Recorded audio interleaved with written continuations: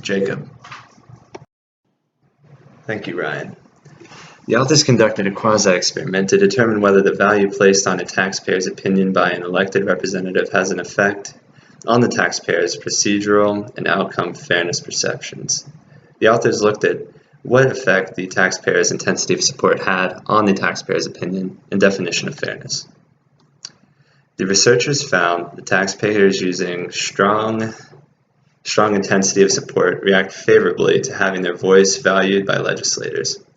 However, for the taxpayers with strong intensity of support, there were limited perceived benefits derived from having their voice heard.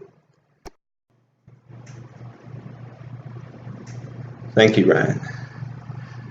So I'm going to assume that all you guys prepared heavily for this class. Because I can't really see, I'm just assuming that all your hands are going to be raised. So I'm just going to call on whoever I feel like whenever I'm asking questions. Next slide, please, Ryan. As we all know, there are looming deficits over governments across the world right now. As deficit reduction continues to make its way to the forefront of political policy and debate, politicians must continue to think of how they will navigate the jungle that is deficit reduction. We have already voiced our opinions on whether it should be reduced when we spoke about the cost of GDP versus borrowing costs and how it should be reduced, either by using a broad tax base or increasing rates. Now we want to introduce a factor 2 discussion that falls within the area of how the deficit should be reduced, voice.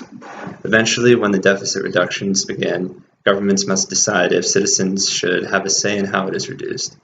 One way that citizens may become engaged in the political process is by providing their voice about potential tax legislation to their legislators. So this brings up a couple of questions. First of all, as we have said before in our class, people do not always have a proper understanding of tax. Should citizens have more or less of a say in tax policy?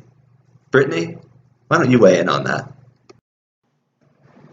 Alright, so going off of that, if deficit reduction did begin to happen, would you guys think it should be handled using a direct or indirect voice? Direct voice would coincide with a direct democracy or pure democracy, where the people govern directly.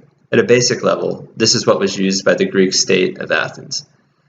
Indirect voice goes along with what is currently used in the United States, which is a representative democracy. Which do you think would work the best, and why? Okay, who wants to answer this one? Dr. Brink, why don't you give this one a shot? So if the direct method was to be used, what problems would you see with implementation? I think it would be very costly, and I think it would be very exposed to bias and simplification. Derek, any thoughts on this? Thank you all for your wonderful participation. I could not have given better answers myself. Thank you. The findings of the researchers make several contributions to literature on the effects of voice in the tax setting. First, the study identifies that the positive effects of voice are mitigated under certain conditions. When taxpayers have a highly intensive preference towards a tax proposal, their procedural fairness was weighted on whether or not the result was agreeable. This shows that there is a potential need for additional strategies other than voice to develop procedural fairness among voters.